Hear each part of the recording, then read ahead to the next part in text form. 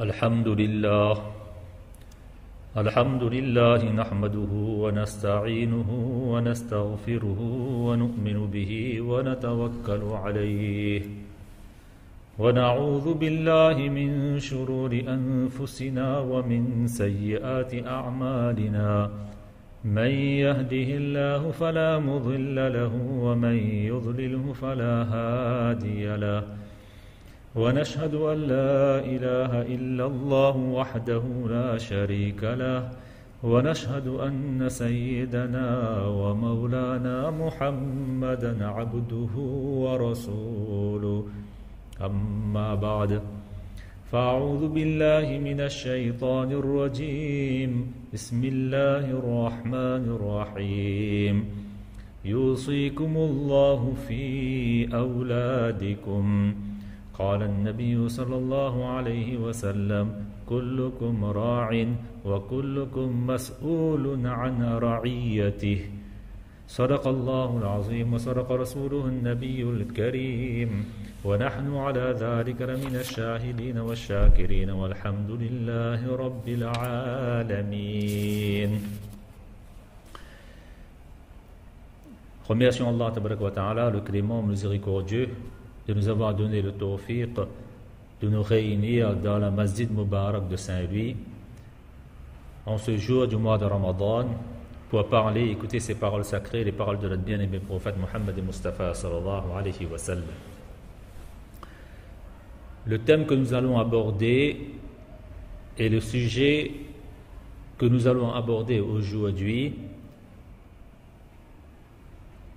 sera sur l'éducation des enfants. Parce que je m'adresse à mes mères et sœurs qui sont déjà parents ou dans un futur avenir vont devenir parents. Et l'éducation des enfants est le pivot d'une société. D'où l'importance de ce sujet. Parce que l'éducation des enfants, l'islam reconnaît comme étant une chose complexe et compliquée. Les savants de l'islam sont allés jusqu'à dire éduquer un enfant est même plus complexe et compliqué que de piloter un Boeing 747. Et voilà pourquoi si on n'est pas formé comme éducateur, comme conseiller pour nos enfants, eh bien, on risque de passer à côté d'une chose importante dans notre existence, c'est-à-dire l'éducation des enfants. Pourquoi avoir choisi ce thème aujourd'hui? C'est parce qu'on entend de la bouche de beaucoup de parents que voilà, on a des problèmes avec les enfants ne nous écoutent plus, les enfants ne nous obéissent plus. Eh bien, les enfants font de plus en plus des grosses bêtises, des grandes fautes dans leur vie. Effectivement, les enfants, au XXe siècle, ont eu beaucoup plus de facilité que nous avons eu lorsque nous étions enfants. Aujourd'hui, les moyens de communication que les enfants disposent, eh bien nous n'avions pas eu tout cela. Et je dirais même que les enfants d'aujourd'hui sont des GTV, exactement comme aujourd'hui on a des TGV. Il y a des trains de plus en plus de grande vitesse, TGV, train à grande vitesse. Eh bien aujourd'hui, nous avons des enfants qui sont GTV, c'est-à-dire qui grandissent trop vite. D'où l'importance donc de nous préoccuper de nos enfants, de l'éducation de nos enfants, et que le temps presse Mais pour que ces enfants-là soient bien éduqués, ils ont grandement besoin des parents qui sont éducateurs, qui sont des conseillers, formés pour ça.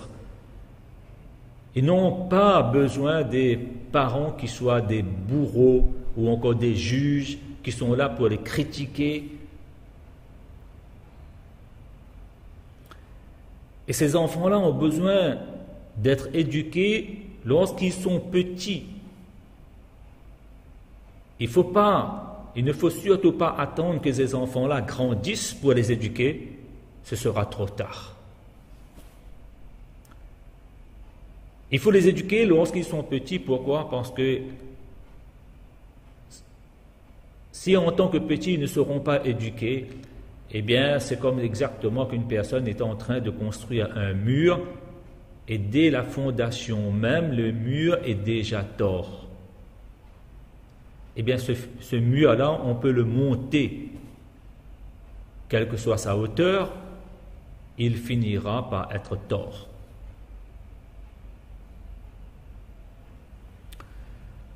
Voilà pourquoi il est important de comprendre la psychologie de l'enfant.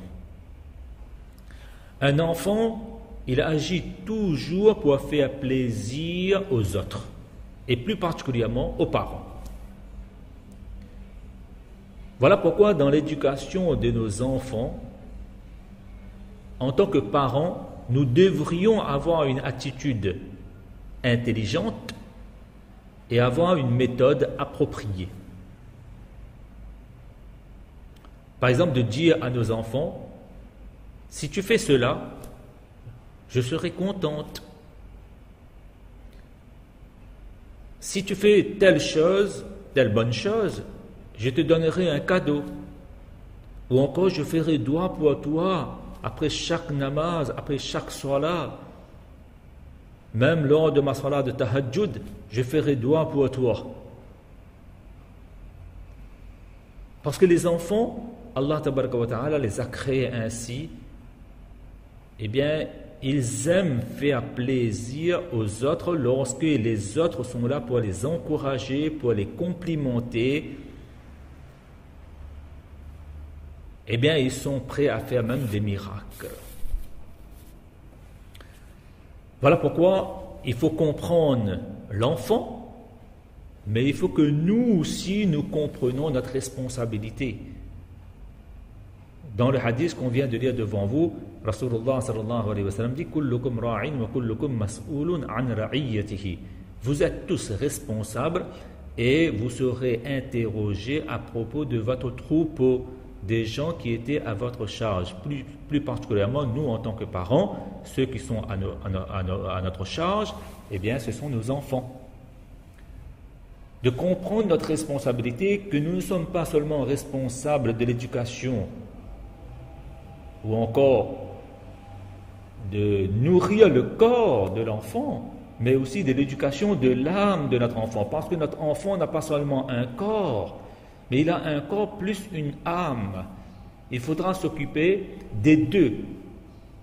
Si on va s'occuper du corps, on va négliger l'âme, ou vice-versa, c'est-à-dire on va s'occuper beaucoup plus de l'âme et négliger le corps, eh bien l'enfant ne trouvera pas une vie harmonieuse, équilibrée. Et donc ça, c'est la source des problèmes. Tout d'abord, nous avons la responsabilité à l'égard de nos enfants de les donner une bonne éducation, de faire en sorte que nos enfants s'intéressent pendant leur enfance de leurs études, que ce soit de leurs études scolaires et religieuses, les deux à la fois. Parce que les études scolaires vont permettre à notre enfant d'avoir un bon emploi, donc un être humain digne dans la société. Et l'éducation religieuse va permettre à notre enfant donc d'avoir une beauté morale, d'avoir une façon de vivre qui soit digne dans la société. Voilà pourquoi nous devons faire tout notre possible et chercher tous les moyens pour que l'enfant s'intéresse beaucoup plus à ses études lors de son enfance. Et pour cela, l'enfant a besoin d'être accompagné, d'être suivi. L'enfant a besoin de notre collaboration, de notre coopération. En un mot, pendant les études de nos enfants, on a le droit de dire que les parents font la moitié du travail et l'autre moitié du travail est réalisée par les enfants. Si nous, parents, un peu particulièrement, je m'adresse à mes mères et sœurs, si la mère va s'occuper uniquement de son foyer, de sa cuisine, de son nettoyage, balayage, etc., et non pas à l'étude, aux leçons, que ce soit de l'école ou de la madrasa, de ses enfants, eh bien, qu'est-ce qui va se passer dans le cerveau et l'esprit de cet enfant-là si mes parents eux-mêmes se désintéressent de mes études? Mais pourquoi moi je vais m'intéresser de ce que mes propres parents, qui doivent être un modèle, un exemple pour moi, lorsqu'ils ne sont pas là pour m'accompagner, ils ne sont pas là pour suivre, pour collaborer avec moi, cela signifie que ça ne les intéresse guère. Mais si ça ne les intéresse pas, mais pourquoi ça doit m'intéresser? Vous voyez quel message notre comportement risque de transmettre dans l'esprit de nos enfants. Voilà pourquoi une mère ne doit jamais penser que lorsque l'islam lui demande de rester entre les quatre murs de sa maison et de ne sortir que par nécessité, que l'islam veut emprisonner la femme entre quatre murs. Non! C'est mal compris les versets du Coran, c'est mal interprété les enseignements de l'islam. Si l'islam demande à la femme de rester autant que possible chez elle, c'est parce que la femme a un rôle très important à jouer, le rôle éducatif. C'est parce que nous avons cette responsabilité d'éduquer nos enfants, d'élever nos enfants, de nourrir nos enfants, de donner à nos enfants le savoir-vivre, le savoir-faire, le savoir-agir.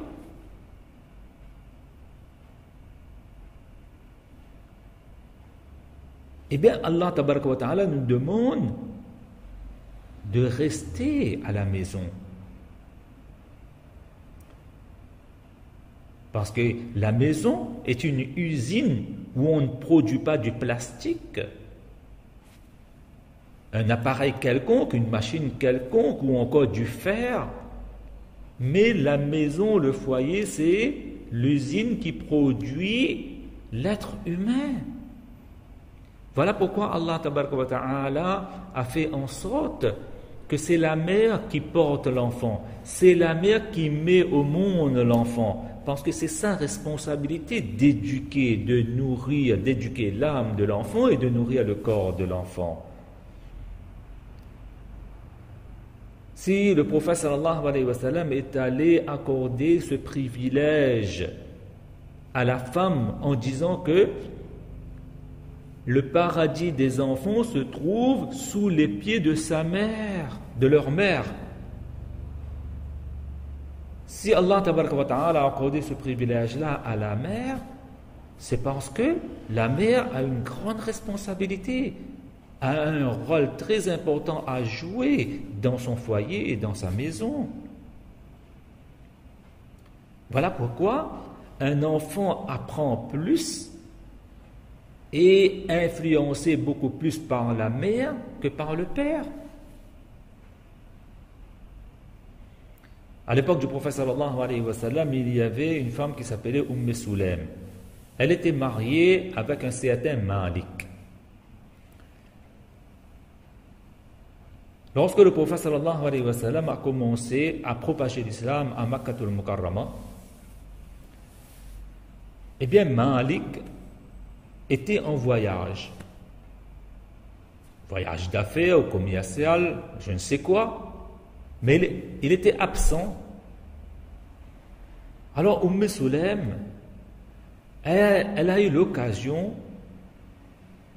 à un moment donné, d'assister à une réunion du prophète sallallahu alayhi wa sallam, et les enseignements, le message du prophète sallallahu alayhi wa sallam lui a tellement plu, elle a été influencée par les paroles du prophète sallallahu alayhi wa sallam, qu'elle a fini par embrasser l'islam. Quelque temps après, lorsque Malik, le mari, retourne du voyage, et Sulaym lui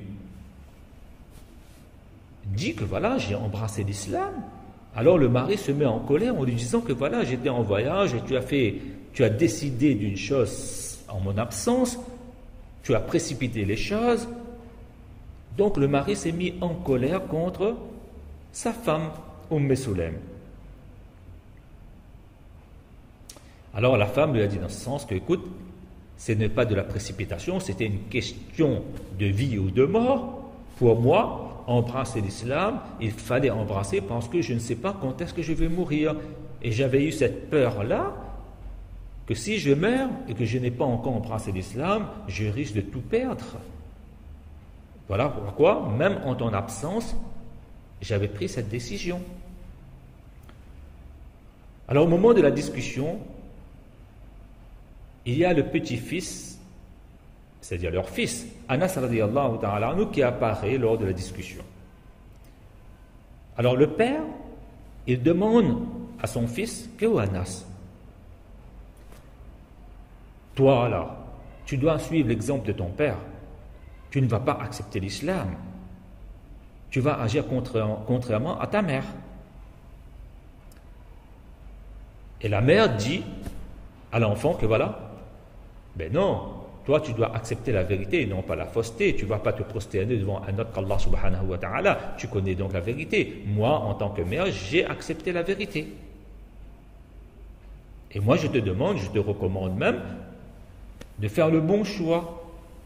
Alors le pauvre Anas, au milieu de la discussion, il regarde un peu son père, et puis il regarde sa mère, et finalement, vous savez qu'est-ce qui s'est passé? Il a accepté la proposition de sa mère et a rejeté la proposition de son père. Il a fini par embrasser l'islam. Et plus tard, Malik aussi a embrassé l'islam. C'est toute la famille qui est devenue musulmane. Mais par cette histoire qui s'est produite à l'époque du prophète sallallahu alayhi wa sallam, eh bien, se dégage quelque chose de très important, que la mère a quand même une influence et beaucoup plus acceptée par l'enfant que le père.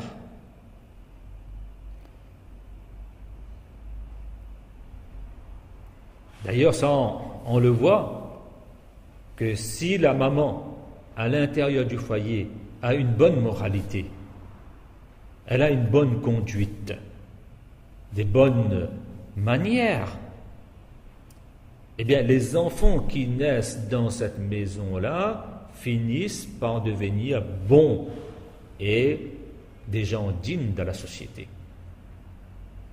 Mais lorsque les enfants grandissent dans une maison, là où la maman n'a pas les bonnes manières et une bonne moralité, ne connaissent pas ce que c'est les valeurs essentielles de la vie, eh bien on voit que les enfants ne sont pas bons et ne sont pas corrects. Et ça aussi, si un mari, un père prend son enfant et lui fait un discours de moralité pendant 1 heure de temps, et puis il sort de la maison, et juste après, la mère passe par derrière et dit à l'enfant que voilà, tout ce que ton père vient te raconter là, c'est des rien du tout. D'accord? C'est un homme qui ne connaît rien, qui ne sait rien. Eh bien, vous allez voir que c'est 1 heure de temps de discours de moralité du père sera de l'eau comme sur feuille songe, comme on dit, pour cet enfant-là. Nous avons aussi l'exemple dans le Coran de Nuh alayhi salatu wassalam, qui était prophète de toute une région. Il avait le souci pour la ummat, pour tous les gens de la région. Eh bien, on pouvait comprendre combien de soucis il avait pour son propre enfant, pour que son enfant accepte le message d'Allah tabaraka wa ta'ala et gagne le paradis après la mort. Mais Nuh alayhi salatu wassalam est prophète, mais sa femme n'a pas embrassé le message de Nuh alayhi salatu wassalam, n'a pas embrassé l'islam. Et nous savons la suite de l'histoire. Au moment où le déluge est arrivé, Allah tabaraka wa ta'ala a décidé donc d'envoyer le châtiment sur les gens qui ont refusé le message d'Allah tabaraka wa ta'ala sous forme de déluge, et qu'au moment où Nuh alayhi salatu wassalam se trouvait dans l'arche et dans le bateau, eh bien, il a dit « Ya bunayya irkam ma'ana » « Oh mon cher fils, monte avec moi dans le bateau, tu seras sauvé. » Eh bien, la mère a pris son enfant par la main et lui a dit « Non, toi tu m'accompagnes. Tu n'iras pas avec ton père. » Eh bien, l'enfant, il a refusé. Il a refusé. Par là, nous voyons l'influence de la mère sur ses enfants. Et c'est la raison pour laquelle, dans un hadith, le prophète sallallahu alayhi wa sallam dit dans ce sens que lorsqu'on se marie, il faut faire le bon choix. Parce que les gens ont l'habitude de se marier pour 4 raisons. Soit pour l'argent, parce que on se marie avec une femme parce qu'elle est riche. Soit par rapport à la famille, parce que elle descend d'une belle famille, d'une famille qui est réputée. Soit on se marie avec une femme pour sa beauté physique. Et le prophète sallallahu alayhi wa sallam de nous dire, parfois on se marie aussi pour la beauté morale de la personne. Et là, faites le bon choix. Regardez la beauté morale, le bon caractère de la personne, si la personne est pieuse, est religieuse ou non. Et là, vous allez réussir, vous allez connaître donc la joie et la gaieté dans votre vie conjugale. Donc Allah tabaraka wa ta'ala s'adresse ici aux hommes pour leur faire comprendre, mais en même temps aux femmes aussi pour leur faire comprendre de faire le bon choix. Pourquoi le bon choix? Parce que une femme qui a une beauté morale au sein d'un foyer aura de l'influence, aura de la répercussion sur l'éducation de ses enfants. Parce que cette épouse qu'on est en train de choisir là va devenir la mère de nos enfants. Et si elle-même, elle n'est pas bonne, si elle-même n'est pas éduquée, comment elle va éduquer ses enfants? Voilà pourquoi il faut faire très attention dans l'éducation de nos enfants. Il ne faut surtout pas être complice des défauts de notre enfant. Ça, c'est très important. Parfois, on voit dans des foyers où le père aimerait que son enfant soit pieux et que la mère veut le contraire, et vice-versa aussi. Parfois, c'est la mère qui veut que l'enfant soit pieux et que le père n'aimerait pas que son enfant soit pieux. Voilà pourquoi on a besoin de discuter, on a besoin d'avoir un projet de vie, de comprendre l'importance donc de ces enfants-là. Si pendant l'enfance même, on ne va pas donner assez d'éducation, assez d'amour, d'amitié. Aujourd'hui, on se plaint beaucoup dans notre société que voilà, nos enfants ne nous aiment plus, ne nous écoutent plus. Mais parfois, il faut partager les torts. Oui, il faut partager les torts. Est-ce que nos enfants, lorsqu'ils étaient petits, on les a donné assez d'amour, assez d'amitié? Est-ce qu'on a comblé, on a satisfait leurs besoins affectifs? Il faut se poser aussi cette bonne question-là. S'ils ne nous aiment pas, c'est parce que peut-être on ne les a pas aimés comme il se doit. Ils avaient 1 an, 2 ans, 3 ans, on les a mis dans la crèche avec des femmes étrangères, entre les mains des femmes qui ne les ont pas mis au monde. On était absents. On n'était jamais auprès d'eux. On ne les a pas donné vraiment de l'amitié et de l'amour et de l'affection. Et puis lorsque nous, on vieillit, on aimerait que nos enfants nous donnent cette affection-là. Mais on reçoit ce qu'on donne. Si on n'a pas donné, comment voulons-nous recevoir? Voilà pourquoi il est important donc d'éduquer, de se préoccuper donc de l'éducation de nos enfants. Sinon, ces mêmes enfants-là, ils vont prendre l'amitié avec leurs amis, avec leurs copains, et Allah seul sait avec qui encore. Voilà pourquoi les savants de l'islam ont l'habitude de dire que le vrai orphelin dans une maison, ce n'est pas celui qui a perdu l'un de ses parents, mais le vrai orphelin, celui qui est dépourvu d'éducation.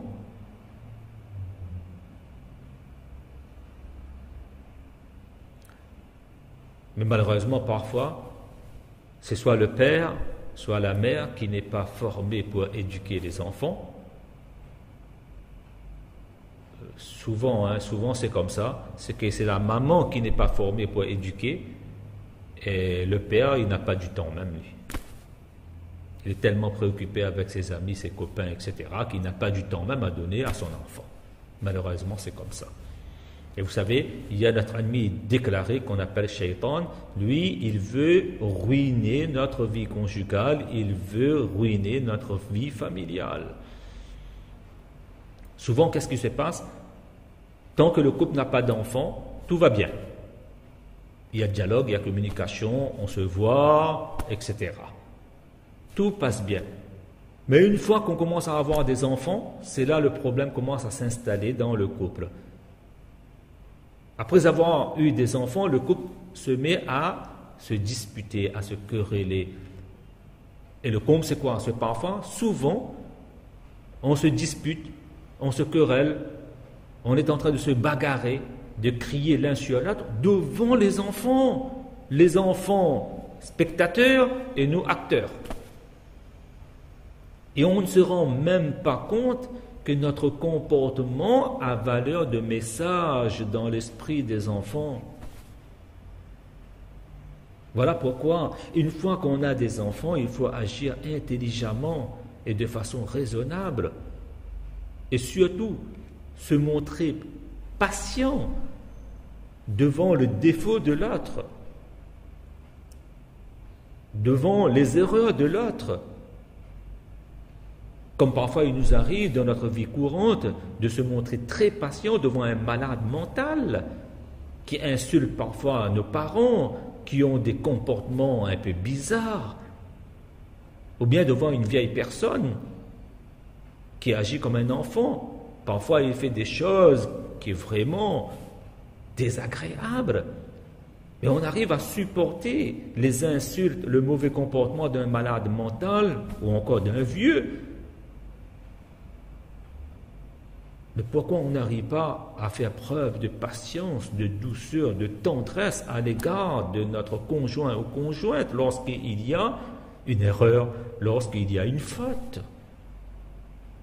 Vous savez, on a l'habitude de dire la violence, l'agressivité n'a jamais résolu des problèmes, n'a jamais réglé les problèmes, mais a empiré les problèmes.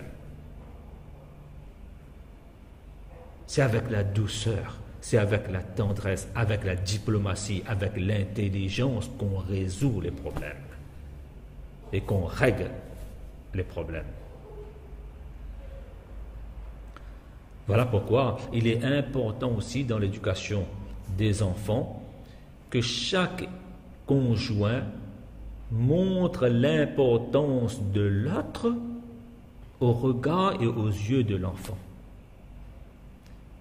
La femme doit dire à l'enfant: Vous voyez, papa là, tu lui dois de respect, tu lui dois obéissance, parce que c'est ton père. Et le père doit dire à l'enfant, vois ta mère là, c'est elle qui t'a mis au monde. Tu lui dois respect, tu lui dois obéissance. Mais si nous allons agir contrairement, si la mère même va commencer à dire à l'enfant que voilà, ton père là, ça c'est un fainéant ça. Ton père là, il est comme ça, on va commencer à énumérer, à comptabiliser tous les défauts qu'il y a dans le père. Et le père va faire la même chose sur la mère. Mais on est en train de ruiner l'éducation de l'enfant parce que l'enfant a besoin d'un repère et repère qui soit solide. L'enfant a besoin d'une référence, une référence qui soit solide. Et nous-mêmes, nous sommes en train de détruire ce repère et cette référence-là aux yeux de l'enfant. Mais comment voulons-nous que nous ayons une éducation qui soit fondée et qui soit solide? Mais l'enfant lui-même, il va dire, à un moment donné, quand il fait des erreurs, etc., ben écoute, mon père, il est pire que moi. Ma mère, elle est pire que moi. Mais pourquoi l'enfant pense ainsi? C'est parce qu'on a mal agi. On agit, mais on ne regarde pas les conséquences. Vous savez, il y a un proverbe qui dit dans ce sens qu'on ne récolte ce que l'on sème. Voilà pourquoi il faut comprendre la psychologie d'un enfant. Un enfant est imitateur né. Dès sa naissance même, il est là pour imiter. Donc il faut bien vérifier, il faut bien clarifier les rapports que nous avons entre nous, les relations que nous avons entre nous pour pouvoir poser la fondation de l'éducation de l'enfant dans le foyer. Donc il y a un travail tout d'abord à faire sur nous-mêmes. Et deuxièmement, dans l'éducation des enfants, j'aimerais donner ce conseil ô combien sublime aux parents de surveiller les fréquentations de nos enfants. Ah oui, ça c'est important, très très important.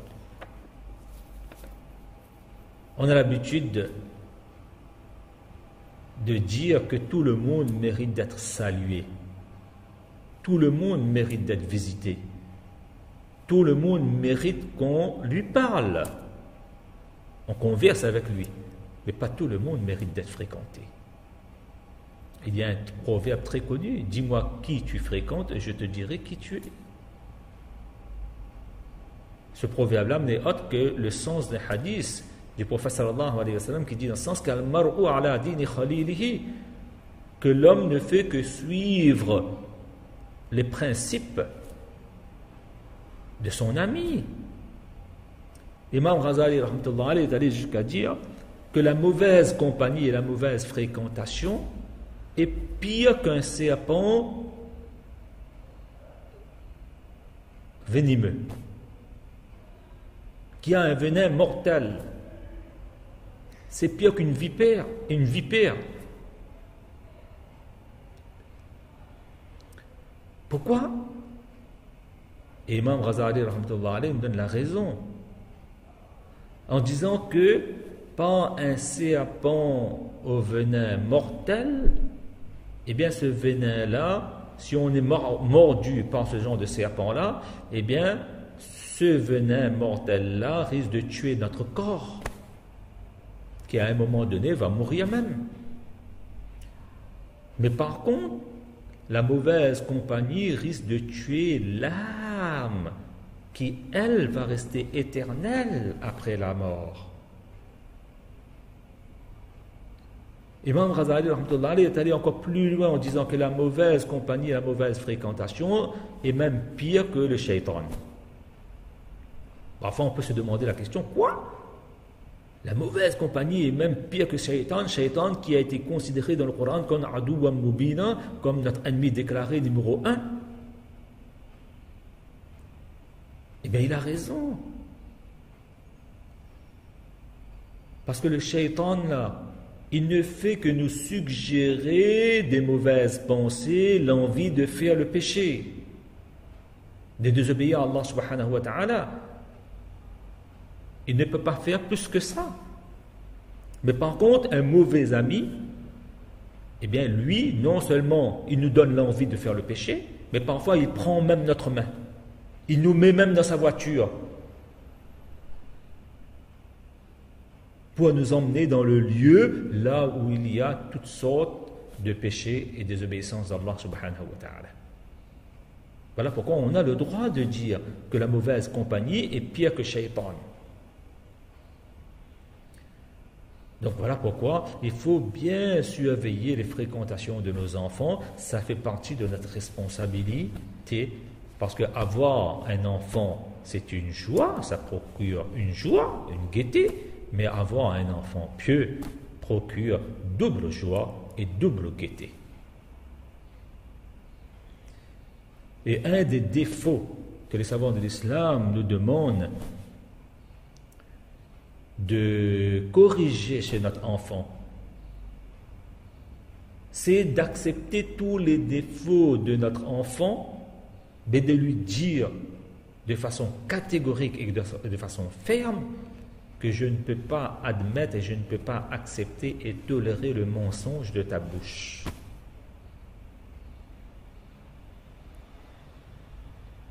Tu n'as pas le droit de me mentir.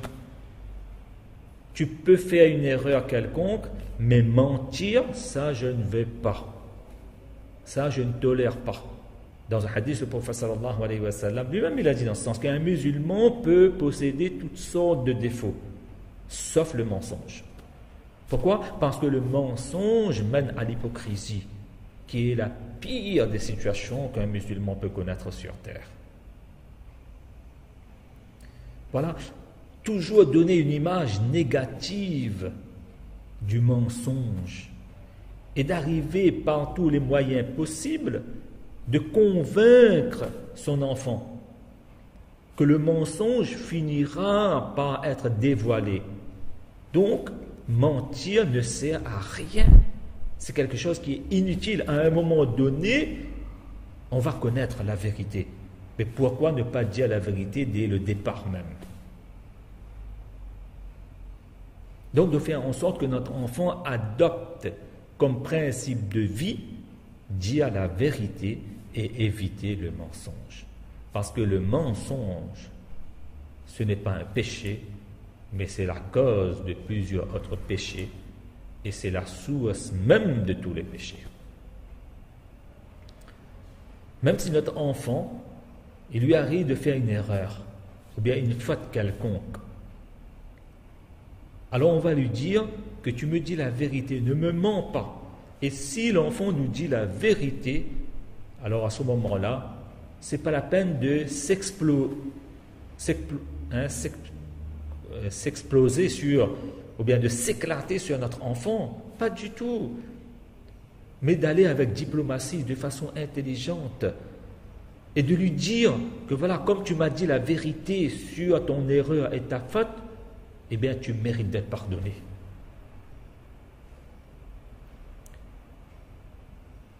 Si un enfant nous dit vrai, nous dit la vérité sur son erreur et sa faute, et on ne lui pardonne pas, on le critique, on le reproche, on le punit, on le sanctionne, mais la prochaine fois il va mentir. Donc notre comportement finira par pousser cet enfant à mentir dans l'avenir. Voilà pourquoi les parents ne doivent jamais considérer l'erreur des enfants comme une horreur, mais que chaque erreur et chaque faute de notre enfant est une occasion propice pour que l'enfant tire de leçons. Même si l'enfant a été piégé par quelqu'un, a été berné par quelqu'un, de ne pas dire à notre enfant « Ah, tu as été un imbécile. Comment on les bête, comment on les con ?» Ça, ce sont des formules à ne jamais prononcer à l'égard de notre enfant. Mais si un enfant ne commet pas une erreur, mais qui va commettre l'erreur?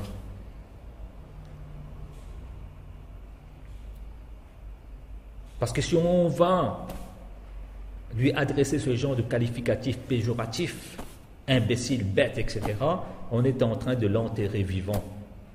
Il va tomber dans un complexe d'infériorité. Oui.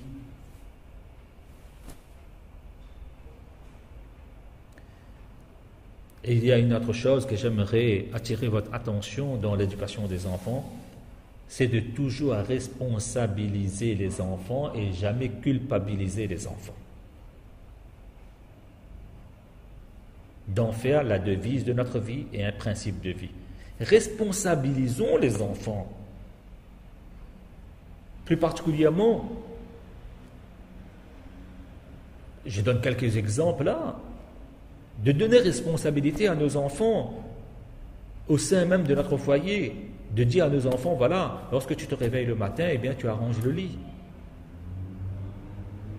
Lorsque tu te réveilles le matin, tu plies tes habits, etc., tes chaussures, tu mets là, à l'endroit qu'il faut. De temps à autre, si nos enfants vont à l'école, ils n'ont pas le temps, etc., mais de temps à autre, même le week-end, le samedi, le dimanche, etc., on demande à nos enfants de faire la table, de mettre le couvert, de temps à autre, de laver les vaisselles, de montrer à nos enfants comment on parle, comment on reçoit un invité chez nous. On fait des choses à la maison, au lieu d'être un modèle, un exemple pour nos enfants, eh bien, on fait soi-même ce qu'on a à faire et on n'enseigne pas à l'autre. C'est-à-dire, il n'y a pas cette mentalité de da'wat, de responsabiliser l'autre. Ce qu'on n'a pas encore compris, c'est quoi? C'est ces enfants que nous sommes en train d'élever dans notre foyer-là. Ces mêmes enfants vont devenir aussi mari, épouse. Ces mêmes enfants vont devenir père et mère, responsables d'un foyer. Au début, il faut demander par exemple aux enfants comment on met un couvert, on met un couvert, comment on met le vaisselle, que ce soit les plats ou bien les verres, etc., sur une table. Quand vous voyez qu'il a déjà appris ça, on part étape par étape, progressivement, pas d'un seul coup.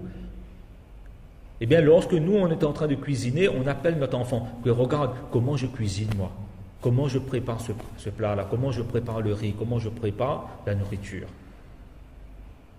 Ne surtout pas faire de nos enfants des princes, des princesses dans un château fort. Car n'oublions pas, ils vont devenir mari et épouse.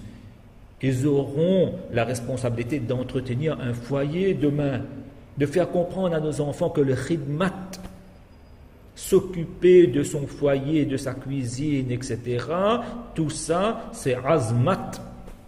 C'est-à-dire, ça nous donne de l'importance. De ne pas donner seulement le savoir à nos enfants, mais donner aussi le savoir-faire, le savoir-vivre, le savoir-agir. De faire comprendre à nos enfants, pas l'adoration d'Allah, pas le ibadat. Il y a une phrase célèbre en ourdou qui dit dans ce sens, ibadat c'est jannat biltihe, or le khidmat c'est khuda miltahe.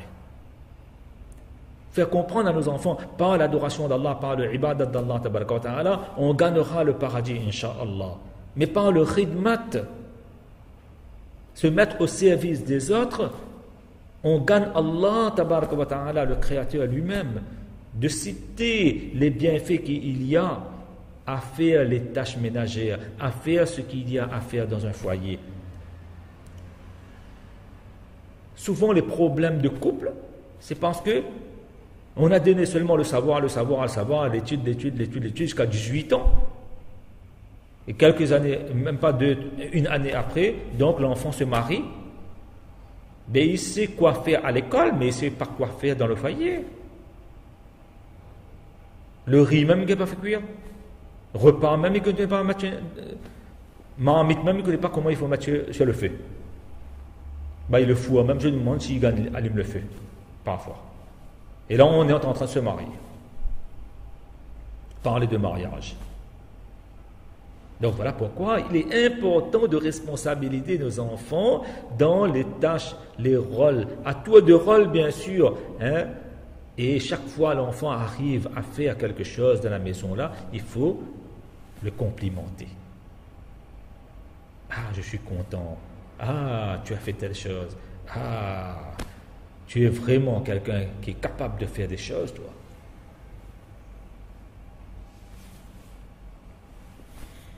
Et bien sûr, il y a une autre chose qui est très importante de l'éducation des enfants, c'est la propreté, l'hygiène.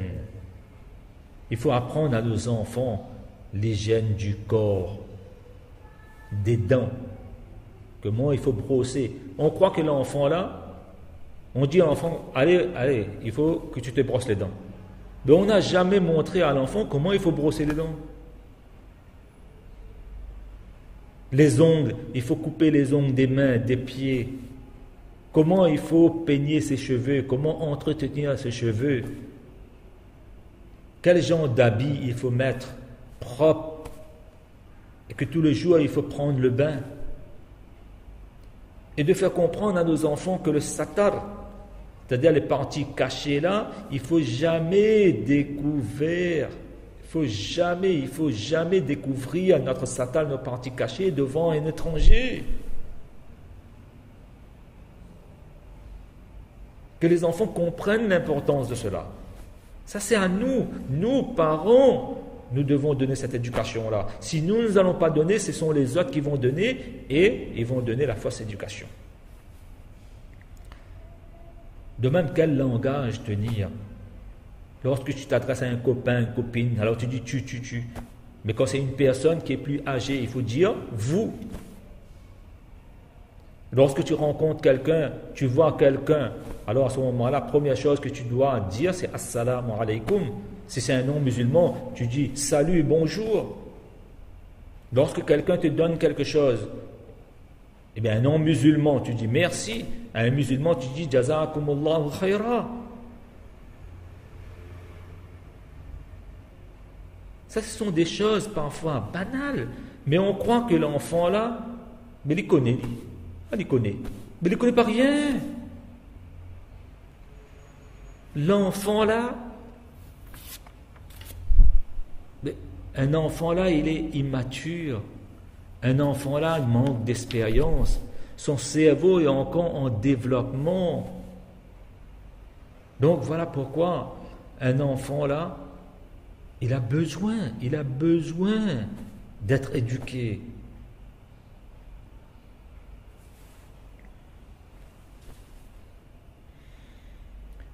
Et bien sûr, dans l'éducation des enfants, il ne faut pas négliger le physique de l'enfant. Il faut toujours laisser un enfant, à un moment donné de la journée, jouer. Il faut que l'enfant s'amuse. Un enfant a besoin de courir, a besoin de sauter, parfois même tomber et puis relever. Ça fait partie de la nature de l'enfant. On ne peut pas obliger un enfant de rester dans un coin pendant 1 heure de temps, 2 heures de temps, 3 heures de temps. Un enfant a besoin de jouer, a besoin de s'amuser. Il est enfant, il n'est pas adulte. Si nous allons prendre son enfance alors qu'il est enfant, lorsqu'il sera adulte, il va devenir un adulte enfantin. Voilà pourquoi dans l'islam, on dit dans ce sens, jusqu'à 7 ans, eh bien, on n'a rien à... comment dire ça? Il ne faut pas apprendre à l'enfant comment faire la soila, etc. Tout ça, ce n'est pas notre responsabilité, ça. Mais jusqu'à 7 ans, qu'est-ce qu'on doit faire à nos enfants? Mais les éduquer, manière de vivre, comment tenir un langage, quelles sont les bonnes moralités, donner de l'affection à nos enfants. Voilà ce qu'on doit faire. Mais lorsqu'on dit, il faut laisser les enfants jouer, je ne veux pas dire que voilà, il faut laisser les enfants jouer vidéo toute la journée, manette dans la main, ou bien devant la télé, ou bien devant les réseaux sociaux. Parce que ça, c'est perdre du temps, ça. Lorsque je demande jouer, lorsque je parle d'amusement, de jeu, mais les jeux qui bougent le corps, qui fait circuler. le sang donc de l'enfant, tels que la natation, le tennis, Babylton, etc. Ce sont des jeux qu'on peut, dans la maison, même parfois dans la cour de la maison, etc., afin que l'enfant a besoin d'un corps sain pour avoir un esprit sain. Il y a toujours un esprit sain dans un corps sain. Voilà pourquoi le prophète sallallahu alayhi wa sallam dit en ce sens que le croyant qui est fort physiquement est mieux que le croyant qui est faible physiquement.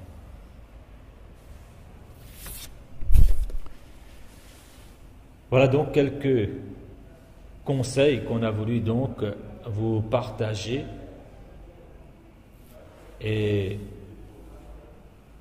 surtout donc de comprendre que l'enfant a grandement besoin des parents. Il y a un proverbe qui dit dans ce sens, si jeunesse savait et si vieillesse pouvait. Les jeunes ne savent pas. Ils peuvent faire parce qu'ils ont de l'énergie, mais ils ne savent pas.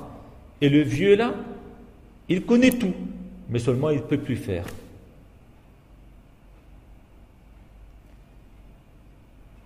Comme quoi, le vieux a besoin d'aide physique, mais les jeunes, ils ont besoin du savoir, ils ont besoin de l'éducation. Voilà pourquoi, lorsqu'on parle aussi, lorsqu'on agit,